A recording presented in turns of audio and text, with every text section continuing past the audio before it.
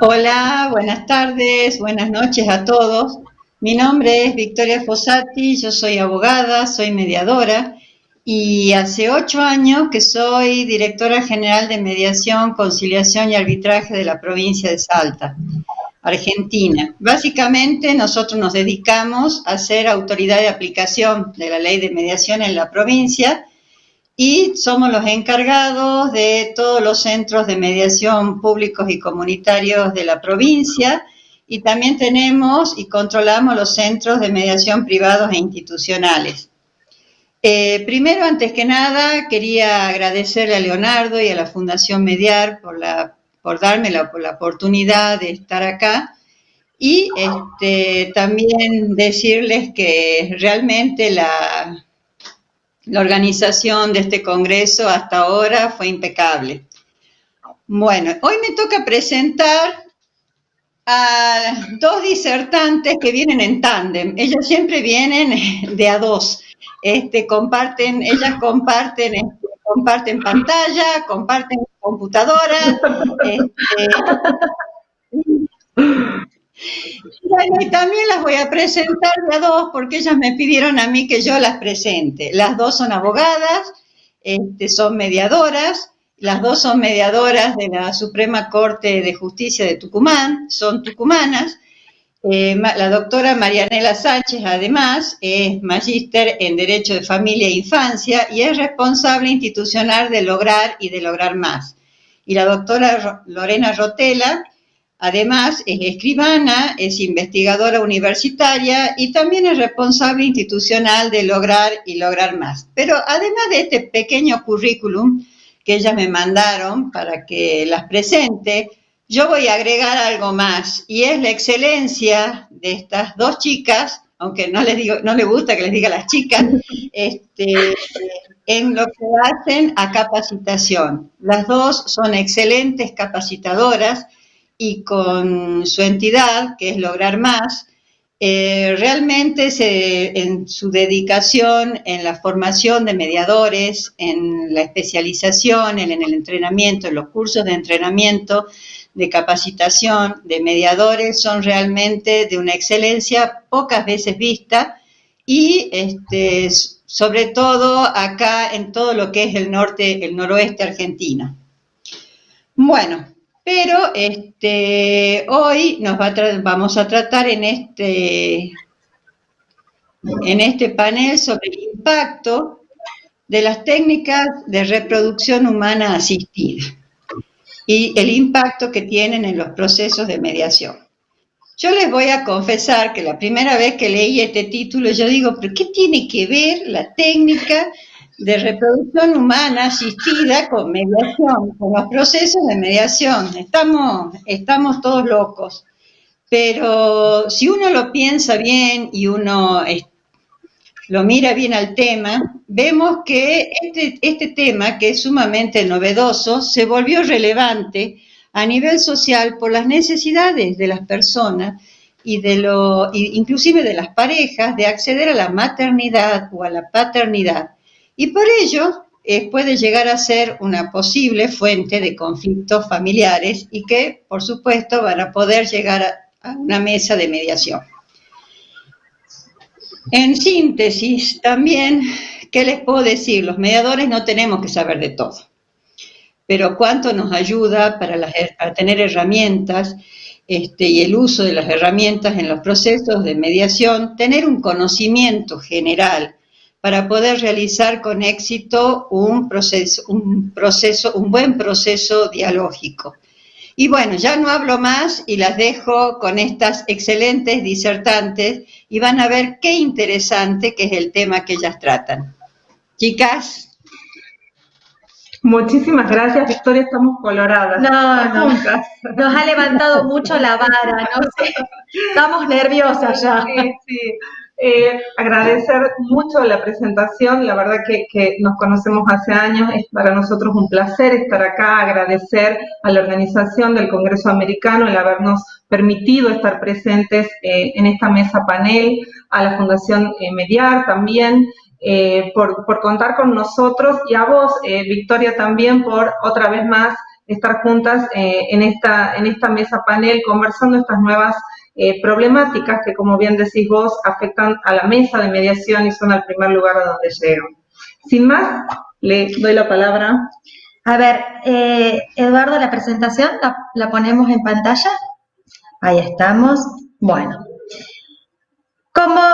ya la introducción que nos hizo Victoria estuvo excelente, nos puso en tema. Como sabemos, vamos a hablar de las técnicas de reproducción humana asistida y posibles conflictos que traen aparejada este nuevo avance médico-legal respecto a esta temática. Pero no nos queremos poner muy teóricos, pero sí nos gustaría partir de 3 conceptos básicos y fundamentales para poder avanzar en esta exposición de hoy. Por un lado, las técnicas de reproducción humana asistida, como dice acá, tiene que ver con el avance científico de la biotecnología que permite el nacimiento de niños, niñas y personas en general, por supuesto, sin necesidad del contacto o del acto sexual. Eso, nos pongamos a pensar, era impensado hace muchas décadas, o hace no tantas décadas, en la época de nuestros padres, o posiblemente cuando hemos nacido nosotros, todavía no se hablaba de técnicas de reproducción humana asistida o de la posibilidad de poder concebir a un hijo a través de estos medios que son científicos, médicos científicos. Pero lo importante de las técnicas de reproducción humana asistida es que no tiene que ver con la infertilidad.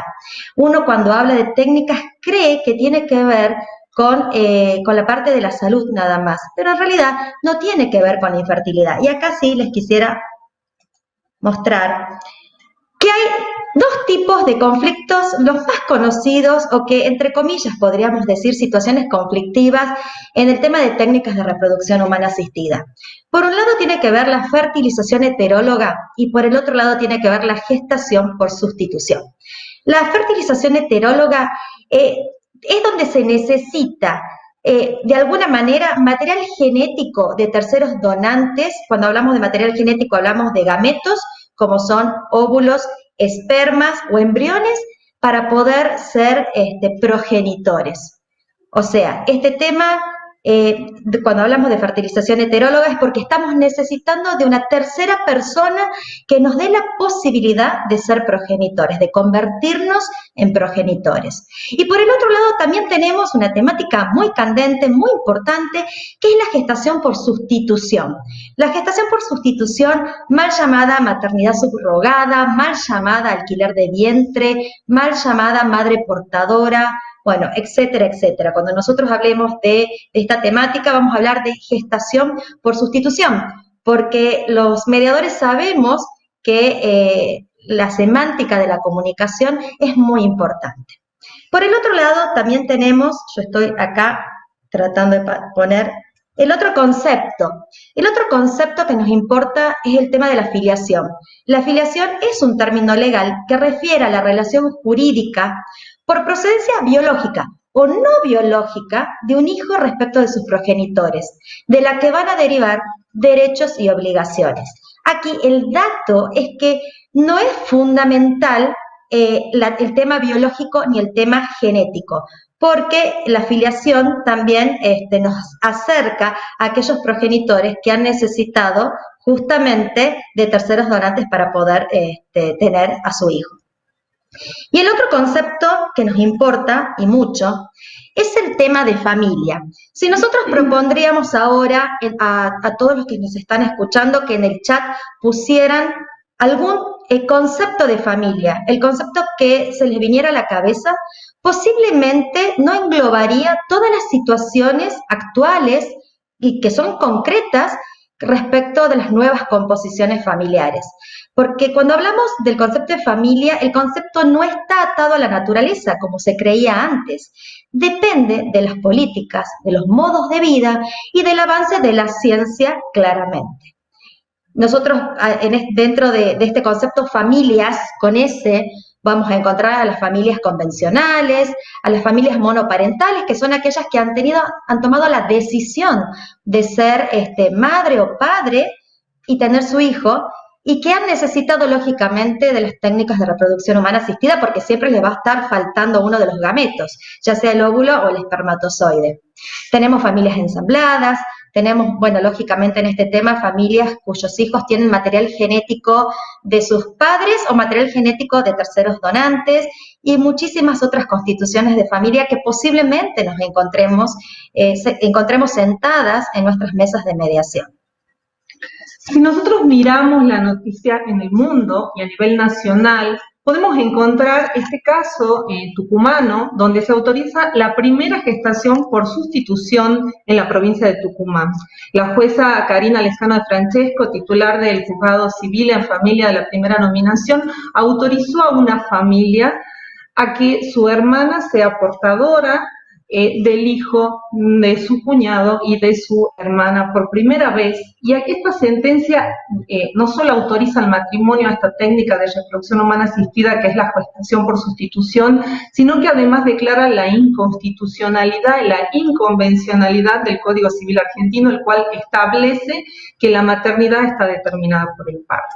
Si nosotros, ahora sigue bien, si nosotros vemos también las noticias que se han dado y cómo la pandemia ha influido en esta técnica, que si bien no ha sido legislada, existe, sucede, vemos que la pandemia ha afectado a familias que han utilizado esta práctica, donde generalmente se da Estados Unidos o Ucrania, y vamos a encontrar que las familias, los niños gestados bajo estas técnicas han quedado separados de sus familias biológicas porque las fronteras estaban cerradas en este proceso de pandemia, ¿sí? Fueron varias, en las noticias en el mundo, seguramente ustedes habrán tomado conocimiento de en el mundo cómo ha ido afectando esta situación, permitiendo pasemos a la que sigue, por ejemplo, 117 familias han sido, perdón, era la anterior, perdón, era ahí está, las noticias esta noticia en el diario Perfil nos cuenta cómo 117 familias extranjeras no pudieron viajar a Ucrania, y de esas familias, 17 familias argentinas en el mes de mayo, a través de una persona que se solidariza, permite y paga o ayuda a pagar un vuelo entre Madrid y Kiev, donde estaban los niños en un hotel esperando ser acogidos por sus papás. Entonces había toda una comunicación. Es decir, que esta realidad, más allá de que esté o no legislada en nuestro país, son conflictos que existen no solo en este nivel, sino si vemos lo que está sucediendo en España, y ahora sí en las noticias, digamos, más allá solo de la construcción del concepto de familia. España tiene problemas que van un poco más allá, prohíbe, como sabemos, la gestación por sustitución, la legislación española, y tienen inconvenientes para registrar a aquellos niños o niñas que nacen en Ucrania. Las familias españolas las quieren buscar y no pueden regresar con su hijo que porta el material genético de ambos padres a España. Entonces, lo que les piden, por lo menos en esta noticia y en ese momento, es que saquen un pasaporte ucraniano y luego viajen a España, y en España hagan la afiliación, el padre y la madre, que ya lo son, por adopción, necesitando abogados en Ucrania para hacer el trámite, abogado y traductor, porque era también parte de la conflictividad, la cuestión económica, y a su vez abogado en España para poder hacer la adopción del que ya era su hijo. Entonces, como vemos, este tema excede el marco que nosotros podemos trabajar, porque no solamente afecta a una situación particular, sino es transversal. Para nosotros, estos congresos nos ayudan a rever, a mirar las prácticas, a ver los temas, a actualizarnos de estos temas, y fue en el Congreso Mundial de Mediación en el año 2018 cuando la mediadora suiza Silvia Carach habla ya de la importancia de tener en cuenta la procreación asistida y la gestación por sustitución como fuentes de futuros conflictos. Si bien la reforma del Código Civil argentino en el año 2015 incorpora las nuevas fuentes de filiación, nosotros ya veíamos o pensábamos que o teníamos en mente si iba a afectar a nuestras salas de mediación o solamente iba a ser un tema de los abogados. La realidad nos ganó, supera solamente la cuestión legal y es transversal a muchos otros temas que tenemos que tener en cuenta. Acá lo que me impacta es la noticia esta de España, que llega a España el robot que crea embriones humanos. Dice, es como un laboratorio de fecundación in vitro automatizado. La verdad que sí, la tecnología en general como que va superando tal vez realidades, ¿no? Las realidades.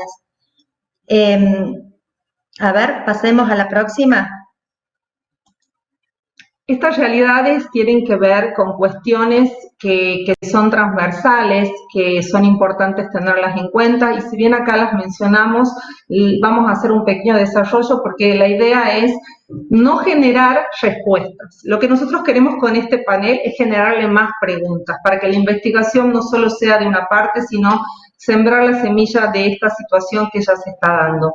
Como una cuestión transversal podemos hablar de las cuestiones de bioética. Ya la Declaración Universal de Bioética y Derechos Humanos que se celebró en octubre del 2005 contemplaba todas estas cuestiones éticas relacionadas con la medicina, las ciencias de la vida y las tecnologías conexas o aplicadas a los seres humanos, teniendo en cuenta las dimensiones, ¿sí?, sociales, jurídicas y ambientales.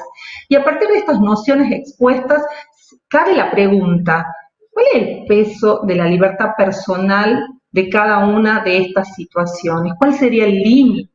¿Sí? ¿Cómo vamos a plantear nosotros el rol del Estado en estas situaciones? Es importante tenerlo en cuenta, como así también tener en cuenta el derecho a la identidad, ¿sí? La identidad, ya encontraríamos la identidad genética, además de la identidad biológica, ¿sí? Entonces, de alguna manera, son temas transversales que van tocando diferentes dimensiones. Política exterior. No se actúa de la misma manera con las prácticas de gestación por sustitución que se realizan en Ucrania, de la misma manera que aquellas prácticas que se realizan en Estados Unidos, porque seguramente existe un fundamento, pero de alguna manera existe o debería existir una política exterior que permita trabajar estas cuestiones que son conflictos.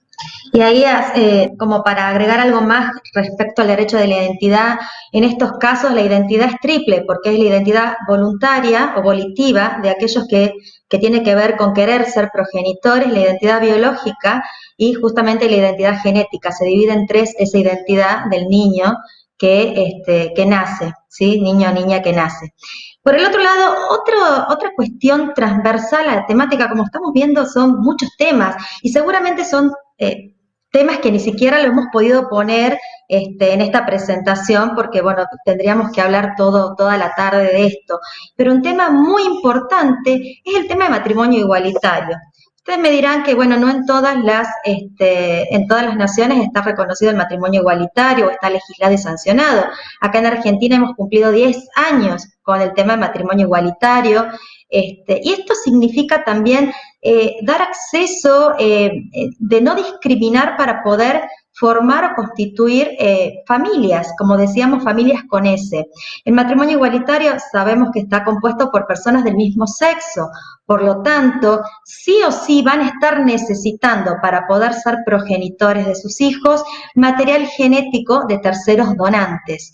Estos terceros donantes, que lo vamos a recalcar, no son padres, por más de que estos niños, niñas nacidas por técnicas tengan el ADN de estos terceros, estas terceras personas simplemente son donantes. Y acá en Argentina, lógicamente, existen protocolos en cada una de las clínicas, no es que cualquiera va y dona porque sí sus gametos, sino que de alguna manera tiene que respetar los requisitos legales. Entonces, el matrimonio igualitario es este tema de técnicas de reproducción humana asistida respecto al matrimonio igualitario es absolutamente transversal y tiene que ver con la no discriminación y la posibilidad de que todos puedan constituir sus familias como lo han pensado. Otro tema muy importante junto al derecho de la identidad es el derecho a la información. Acá cuando existe la obligación legal de informar a los niños, niñas y en realidad cuando ya son adolescentes que han nacido a partir de las técnicas de reproducción humana asistida, sobre todo si se ha utilizado gametos de terceros donantes o si han sido nacidos por gestación por sustitución. En ese caso, el derecho a la información es muy importante, que es lo que marca por lo menos la ley argentina. La ley argentina marca respecto al derecho a la información, es que los niños o en realidad las personas que han nacido por estas técnicas pueden consultar, pueden averiguar respecto del legajo médico del donante y en algunos casos solo con autorización judicial hasta podrían descubrir cuál es la identidad de aquel que ha donado sus gametos, pero esta última opción de poder saber o conocer la identidad del donante o de la donante tiene que ver ya con un proceso judicial. En cambio, poder saber los datos médicos del donante, simplemente podrían acercarse a la clínica para que les brinden esa información. Generalmente toda esta información está relacionada con cuestiones de salud de esa persona que ha nacido por medio de técnicas de reproducción humana asistida. Bueno, lógicamente también tiene que ver muchísimo con el derecho filial. Ya hemos hablado que el derecho filial tiene que ver con la relación, es una relación jurídica, son derechos y obligaciones que tienen que ver con los padres o progenitores, para utilizar el vocablo que corresponde, los progenitores respecto de sus hijos, y el derecho filial no tiene que ver con el tercero donante, simplemente es con el niño y sus progenitores. El tercero o la tercera donante no tiene nada que ver con el derecho filial.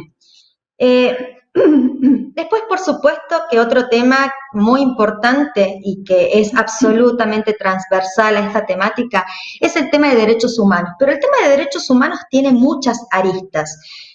Por ejemplo, tiene aristas que tienen que ver también con el derecho internacional, con el tráfico de personas, tiene que ver con la explotación sexual con fines de gestación. Pero, ¿esto qué significa? ¿Que es peligroso? No, lo que significa, por lo menos como lo entendemos nosotras dos, que lo peligroso es no regularlo, es no sancionarlo, porque la realidad ya está, los casos concretos ya existen. Entonces, hacer como diríamos acá, vista gorda a estos temas, en realidad vienen a complicar la situación. Si los países de alguna manera pudieran regular o sancionar normas respecto a técnicas de reproducción humana asistida y de gestación por sustitución, no tendríamos estos problemas tan complejos que, por supuesto, tienen carácter absolutamente penal. También hablamos de derechos humanos cuando hablamos de la terminología que utilizamos. ¿Qué terminología vamos a utilizar cuando nos referimos ahora a padres y a madres? Y también con esto que tiene que ver de respetar el tema de matrimonio igualitario. La Corte Interamericana de Derechos Humanos ha establecido que la mejor terminología es la de ser progenitores. Entonces, cuando nosotros estemos trabajando un proceso de mediación, también tenemos que tener en cuenta eso, la terminología. La terminología es muy importante para el mediador y tiene que ver, por supuesto, con el tema también de los derechos humanos. Y lógicamente, cuando hablamos de derechos humanos, no podemos dejar de pensar que todos los países tenemos un sistema legal, pero también tenemos un sistema legal que supera las fronteras, que es un sistema que tiene que ver con el derecho convencional. Muchos países de América Latina, casi todos los países de América Latina, como Argentina, hemos suscrito pactos internacionales y a esos pactos nos debemos el respeto, porque somos parte de un sistema mucho mayor de justicia. En ese sentido, no solamente tenemos que hablar, cuando hablamos de familias, de técnicas de reproducción humana asistida, del respeto a las constituciones de cada uno de nuestros países, sino el respeto a las decisiones, por ejemplo, de la Corte Interamericana de Derechos Humanos. Entonces yo les pregunto a todos los que nos están mirando, ¿qué es lo que pensamos respecto de los embriones? Porque sería muy importante también poder determinar qué pensamos. La Corte Interamericana de Derechos Humanos ha determinado, en el caso Artavia Murillo contra Costa Rica, que el embrión no es persona, tampoco significa que sea cosa, tiene otra naturaleza jurídica en la cual ahora no nos vamos a extender, pero sin embargo es importante saber que si tenemos embriones congelados, criopreservados, no pueden ser considerados personas porque las personas no las podemos tener de alguna manera frisadas. Entonces también cuando hablamos de esta temática tenemos que tener en cuenta el marco constitucional y también el marco supralegal o convencional. ¿Cuánto hemos hablado de técnicas? Ahora seguramente se preguntarán qué tiene que ver con la mediación. O estamos equivocadas de congreso. Yo, en realidad, si vos me dejás que hable de un tema más importante, así somos nosotras. Te dejo. Porque me pareció importante, esto lo puse yo a último momento, Marianela no lo sabía, que cuando estamos hablando también de técnicas de reproducción humana asistida y de conceptos, tenemos un concepto muy importante que es el de la pluriparentalidad. ¿Cómo nos llevamos con el concepto de la pluriparentalidad? ¿Qué significa esto? En la mayoría de los países, como también en Argentina, el vínculo filial es doble. O sea, ¿qué es lo que se acepta? Se acepta que un niño o niña tenga o una mamá o un papá o dos mamás o dos papás, pero no se acepta que tenga tres mamás o dos papás y una mamá. Sin embargo, miren la nota, como está acá, dice anotaron en el año 2015, anotaron el primer bebé con triple filiación en la Argentina. Fue registrado en Mar del Plata y llevará el apellido de las dos madres que están unidas por matrimonio igualitario, y acá es el dato importante. Y también va a llevar el apellido de su padre biológico. ¿Qué significa acá? El padre biológico no es considerado en este caso puntual tercero donante, sino que de alguna manera se ha autorizado, en este caso, primer caso de América Latina, que se constituya esta familia con una triple filiación, donde hay dos comadres y un padre, ¿sí? Entonces el niño que está acá en brazos lleva el apellido de estas tres personas que son sus tres progenitores. Y cuando hablamos también de triple filiación o de pluriparentalidad, no solamente estamos hablando de temas que tienen que ver con técnicas de reproducción humana asistida, como es el caso que nos convoca hoy en este panel. Miren, acá les voy a mostrar, esto ocurrió en Tucumán. Hay un fallo histórico en el cual la doctora Rey Galindo, jueza de familia, autorizó que una nena tenga una mamá y dos papás, pero esta niña, no fue concebida por técnicas de reproducción humana asistida, simplemente había sido registrada por uno de los por la pareja de la madre como hija propia, y después el padre también quiso que ser reconocido como padre biológico. En este caso, la jueza le preguntó a esta niña, la escuchó, hizo audición del niño, tan importante, acá como sabe la doctora Sánchez, que bueno, está involucrada con estos temas de niños, es tan importante poder hacer la audición. La escuchó, y a partir de escuchar a esta niña, determinó que tuviera una mamá y dos papás de manera registral, o sea, lleva los dos apellidos paternos también. Ahora sí, vamos a este punto. Bien, entonces la pregunta es, y ya queda la verdad que poco tiempo, ¿para qué estamos acá? ¿Por qué consideramos necesario trabajar este tema o aprender estos nuevos conceptos? ¿Por qué consideran ustedes, y acá nos ayudas Victoria, en poco tiempo que los colegas o los participantes en este congreso consideran la importancia de este tema dentro de un proceso de mediación como una situación que puede ser un aporte para trabajar de una manera diferente, desde una perspectiva diferente esto? Porque si nosotros trabajamos, y estamos hablando en Argentina puntualmente, levantamos un poco la apuesta y les decimos que en Argentina las acciones de filiación quedan excluidas. Por lo tanto, ¿qué haríamos nosotros acá, Lorena? Estamos en un congreso equivocado. ¿Cuál sería? Nos gustaría conocer la opinión o cómo creen ustedes que pueden impactar las técnicas en el trabajo diario de nuestra mesa de mediación. ¿Consideran que pueden llegar a nuestra mesa situaciones derivadas de las técnicas de reproducción humana asistida? ¿Qué opinan? ¿Podés ver el chat, Victoria, vos? Si no, acá los vamos leyendo nosotros. Acá vamos a ir leyendo. La idea es... ¿Cómo? No importa, no puedo leer. Okay, no te preocupes. Seguimos con la presentación. Seguimos con la presentación. Sí, perdón, la importancia de esto, de ver si estamos hablando de ciencia, si estamos hablando de derechos, si estamos hablando de mediación, es también tener en cuenta la neutralidad del mediador, ¿sí? Entonces, ¿desde dónde nos posicionamos frente a esta temática? Nosotros acá no estamos planteando nada como cierto, simplemente, como dijo Marianela al principio, les traemos más, tal vez más dudas, o que ustedes nos ayuden tal vez a poder desentrañar este tema, pero la idea es que lo pensemos porque es una realidad, ¿sí?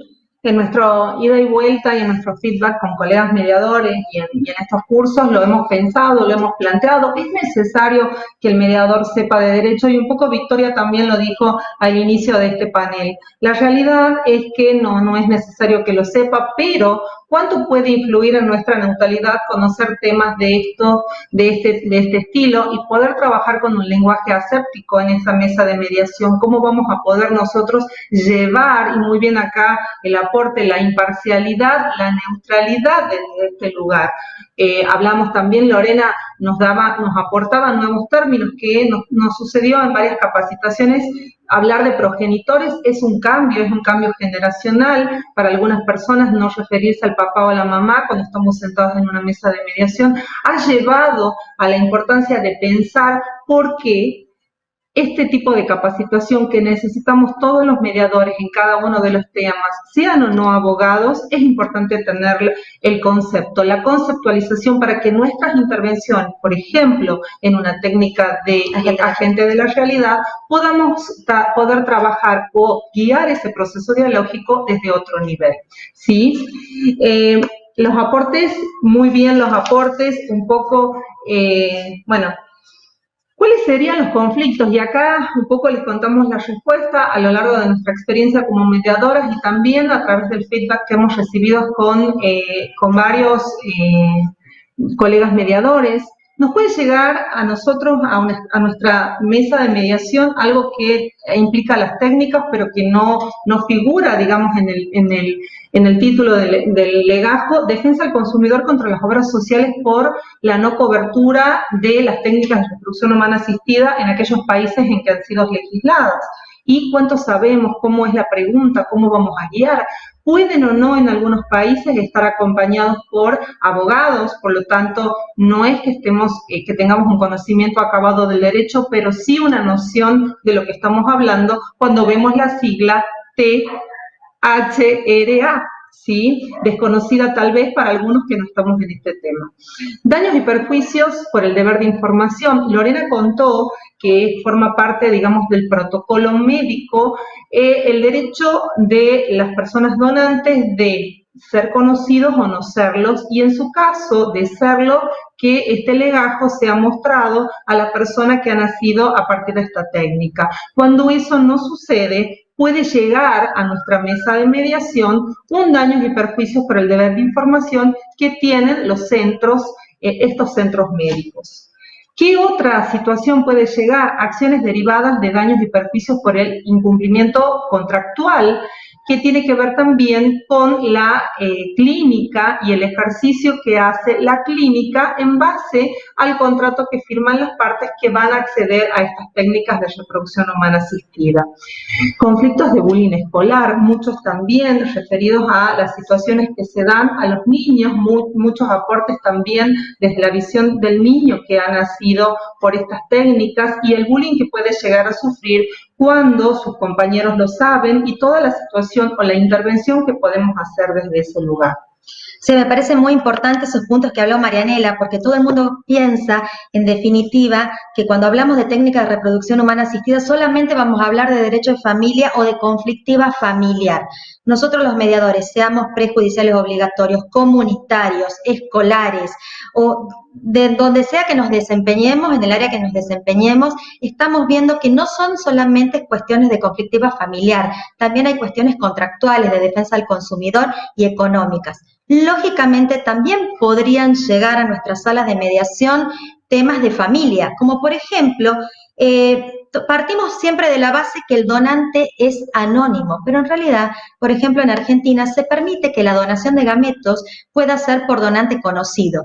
En ese caso, ¿por qué no pensemos que podría llegar un requerimiento de alimentos cuando el donante es conocido, un requerimiento de alimentos para el niño o niña que ha nacido del donante, pero nosotros sabemos que el donante no es padre, pero todos los mediadores estamos capacitados para poder hacer preguntas y para guiar este proceso dialógico sin decirle padre al donante, o estamos pensando que como tiene una carga genética o el ADN le va a salir que es padre. Entonces hay que tener mucho cuidado con eso. Lo mismo ocurre con el régimen comunicacional, si es que nos llegara un régimen comunicacional contra un donante conocido, porque hemos querido tener una familia monoparental y de repente, como conocemos al donante, lo queremos integrar a la familia, pero sabemos que la familia está constituida cuando es monoparental, ya sea por la madre o padre y su hijo. El donante no es familia, no tiene vínculos filiales. Y por último, aunque parezca, ya como para ir cerrando, aunque parezca difícil de pensarlo, tenemos también el tema de la división de la sociedad conyugal. Aunque parezca raro o tal vez un poco loco, también han llegado casos en donde el matrimonio se está divorciando o se ha divorciado y cuando presenta la división de la sociedad conyugal, dividen, no tan solo quieren dividir el auto, la casa que han adquirido en esa sociedad conyugal, sino también tienen embriones criopreservados. ¿Qué hacemos con los embriones criopreservados? ¿Se imaginan toda esta cuestión también de bioética transversal al tema de la división de la sociedad conyugal? Que es una conflictiva que aparece a partir de las técnicas de reproducción humana asistida.